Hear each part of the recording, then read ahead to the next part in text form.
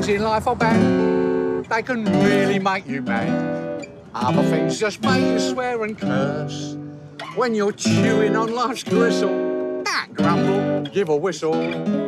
And this'll help things turn out for the best. And always look on the bright side of life. Always look on the light side of life. There's plenty about the life of comic genius Eric Idle to feel bright about. Always look on the right side of life. Decades of irreverent, mostly silly, Thank you very much indeed, young man. fun. Know what I mean? Know what I mean? That's nudge. That's nudge. Know what I mean? Say no more. Know what I mean? I beg your pardon? Tell me about some of the sketches you had a hand in, the nudge, nudge, wink, wink sketch. Nudge, nudge, snap, snap, grin, grin, wink, wink, say no more. If you read it, there's no gags in it. Know what I mean? Know what I mean? Nudge, nudge, say no more. Know what I mean? Nudge, nudge, say no more. But if you go, hey, know what I mean? Say no more. It's your off a goer. Hey, know what I mean? Then people laugh because it's kind of it's how it's done, not what is said. Know what I mean? Know what I mean? Nudge, nudge. Know what I mean? Nudge, nudge. Nudge, nudge. Say no more. Eric and the rest of the Monty Python gang found our funny bones in the late 1960s. And just as British artists like the Beatles were taking music to new places, Monty Python came up with something completely different. And now for something completely different. They were comedic anarchists, poking fun at the institutions and the attitudes that were quintessentially British. Don't come here with that posh talk, you nasty stuck-up twit. When Python started, people found it very offensive. The middle classes found it very offensive.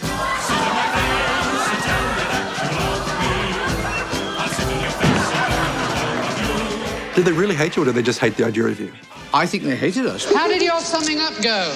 We were saying and doing things which at that time, which is 1969, 1970, were not acceptable to say. You bastards! It was while Eric was at the prestigious Cambridge University, Good morning, schools. a breeding ground for generations of brilliant comics, that he learned the art of humour. Now for something completely different. At Cambridge, Eric met fellow Python John Cleese, who invited him to join the Footlights Dramatic Club. And then my life changed. We had this fabulous life, you know. And then I learned from all these other people how to do comedy. You watch them doing it. But what was it that made them so unique? Well, in a word, nothing. Monty Python, made up of Eric and John with Michael Palin, Terry Gilliam, Graham Chapman, and Terry Jones, grew from a cult following into a BBC TV hit that ran for 5 years. Here we are at the start of the first event of the afternoon, the second semi-final of the 100 yards for people with no sense of direction. Well, that was fun, wasn't it? It quickly won fans around the world, including Australia, hello, Bruce. How are you, Bruce? where the Pythons had more than a few laughs at our expense. Where's Bruce? It's not here, Bruce. So cameraman Bruce, our sound guy Bruce, our producer. Good day, Bruce. Our producer, her name's Bruce. Hello, Bruce. Is your name not Bruce, then? No, it's Michael. That's going to cause a little confusion. It's very funny, but it's also one of those sketches which you probably couldn't do now. Because of political correctness. Yeah. I found when I went on the road, I had to cut one of the jokes. Which one? I had to say Rule 4. No posters. No poofters. And while that's irony, Yeah. it still comes across as being incorrect these days. I mean, it's really laughing at people who would be against, you know, other people. Yeah. But I found it was dangerous territory, even 5 or 6 years ago. Political correctness now is a big thing. I'm glad I'm dying. I'm gone. I don't have to worry about it anymore.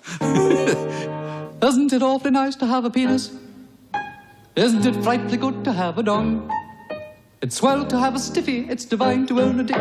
From the tiniest little tadger to the world's biggest prick. Chateau Marmont used to live Three there. cheers for your Willie or John Thomas. Back in LA, our drive along Sunset Boulevard brings back memories of a time when things were less correct and less complicated. Used to live in that house there. And Lennon used to live in it too, John Lennon. A time when they shared hotels on the Strip with the biggest and rowdiest stars. Look, there's the Continental Riot House where Python first stayed in 1973. Well, we behaved like very bad boys. What happened? There were lots of very much bad behaviour. That's the one where Keith Moon drove a car into the pool. They would, in those days, throw televisions out of the window. Once, we just ripped a little piece out of a Gideon's Bible just to show that we were part of the same generation. Revolutionary. Yeah. He mightn't have been tearing up hotel rooms, but Eric did for a while live the rock and roll life. His marriage to Australian actress Lynn Ashley was among the early casualties. You said the fame went to my balls. Did it? Yeah, of course. I mean, you know, you're just 30, maybe, and you're going around Canada, and all these people are going crazy. I used to say about Canadian girls, they didn't even bother to take their rucksacks off. I get you right away. Was I not married, it would have been harmless. You wouldn't say, oh, that was bad behaviour. But I was, and that was not great. You know, it wasn't good behaviour at all. It ended the marriage. It ended the marriage, absolutely. And I learned the valuable lesson. You should only disappoint one woman at a time. Which I've stuck to that motto now. Bring out your dead! When their TV show ended in 1975, the team moved on to movies and called on their rock star mates to invest in the first, Monty Python and the Holy Grail. Here's one. Ninepence. I'm not dead! What? Nothing. Here's your ninepence. Jethro Tull. None shall pass. Led Zeppelin. 'Tis but a scratch. Pink Floyd. Just a flesh wound. All of them put in 10,000 each to make the budget, which was £200,000. What are you going to do, bleed on me? I'm invincible! If it wasn't for rock and roll, there would really wouldn't have been those Python films. All right, we'll call it a draw. It was a hit.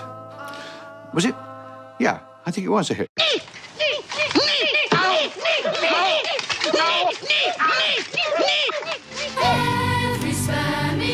Not long after releasing the Holy Grail, Eric met former model Tanya Kosovich. 41 years later, they're still together and have a daughter, Lily. Around that time, you met someone you said changed your life. Yeah. George Harrison. Okay, I thought you were going to say my wife, but Oh, no. yeah, go on.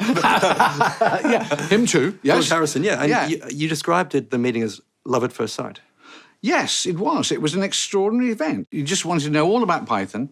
And, of course, I wanted to know all about the Beatles. The moment you've all been waiting for, Mr. George Harrison. He was very open. He was an extraordinary man. George and Eric became the best of mates. So close that when the backers for Monty Python's most controversial film, The Life of Brian, got cold feet, George stepped in. Basically, that's it, I suppose. I just wanted to see the film. He mortgaged his house and paid for The Life of Brian because he wanted to see the movie. You know, and it's still the most anybody has ever paid for a movie ticket. You ought to be ashamed of yourselves! Life of Brian, which parodied the life of Jesus, would be Monty Python's biggest hit. Now, you listen here. He's not the Messiah. He's a very naughty boy. Now, go away! And the protests against its release across America only helped its publicity. And has managed to offend just about every religious group. Catholic, Jewish, Greek Orthodox, and Protestant religious leaders have all condemned the film. Once it's on the news in America, that's it. The story was... That's your best publicity. Enormous publicity. We didn't have to do any publicity. The film is now considered a comedy masterpiece. But at the time, the Pythons struggled to write a suitable ending. Wait, your biggest stickers? Here's of this. We didn't know how to end the film because all our characters were headed for crucifixion. Crucifixion is good. Out of the door, line on the left, one cross each. Next. Crucifixion? No, freedom. And so my idea, I said, well, let's end with a song. You know, what do you mean? I said, well, we can have a cheery song on the cross, cheery, you know, like a Disney song with a whistle and everything. So then I just went home and wrote it, and I brought it back next day, and they hated it. Always look on the bright side of life. but their fans loved it. It took on a life of its own, culminating in Eric being asked to sing it at the 2012 Olympics. Is it true it's now the #1 song requested at funerals in Britain? Since 2004. It is. It replaced My Way. I beat out Sinatra and Elvis. There's no money in it, but, it's still... You need to laugh when you're grieving, and that delivers it. It's also the perfect song for the end of this story. On the bright side of life. Want a big finish?